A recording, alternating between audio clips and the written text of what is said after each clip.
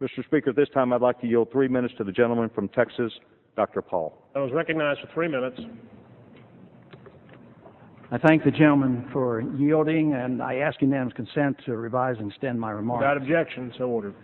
Mr. Speaker, I rise in support of the rule. I rise also in support of the Sessions Amendment, but I also would like to take this time to make a few comments about why I will be voting against the bill. With the utmost sincerity and the deep conviction, I am quite confident that this bill, if you vote for it, you will be voting for a national ID card. And I know some will argue against that, and they say this is voluntary, but it really can't be voluntary. If a state opts out, nobody's going to accept their driver's license. So this is not voluntary. Matter of fact, even the House Republican Conference, who sent a statement around and some points about this bill, said the federal government should set standards for the issuance of birth certificates and sources of identification such as driver's licenses. This is nationalization of all identification. It will be the introduction of the notion that we will be carrying our papers.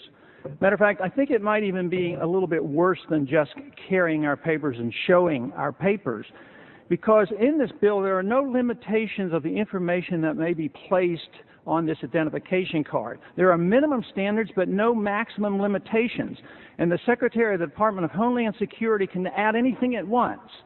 So if they would like to put on there the fact that you belong to a pro-gun group, it may well appear on your national ID card, because there may be an administration someday that might like to have that information.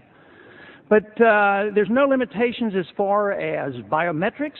There's no limitations as far as radio frequency identification.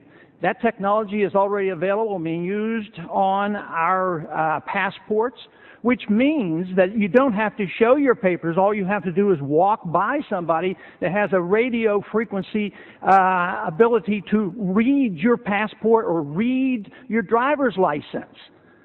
And there's no limitation as to what they can put on these documents. And this bill also allows the definition of terrorism to be redefined. There is no limitations. And you know, in many ways, I understand how well-intentioned this is, but to me it's sort of like the gun issue. Conservatives always know that you don't register guns. That is just terrible, because the criminals won't register their guns. But what are we doing with this bill? We're registering all the American people. And you want to register the criminals and the thugs and the terrorists. Well, you know, why does a terrorist need a driver's license? They can just steal the car or steal an airplane or steal a bus or whatever they want to do.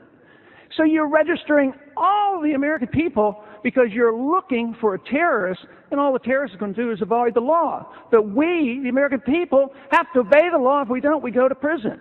So I rise in strong objection to this bill, and I hope that there will be a few that will oppose H.R. 418. Thank you. Time has expired.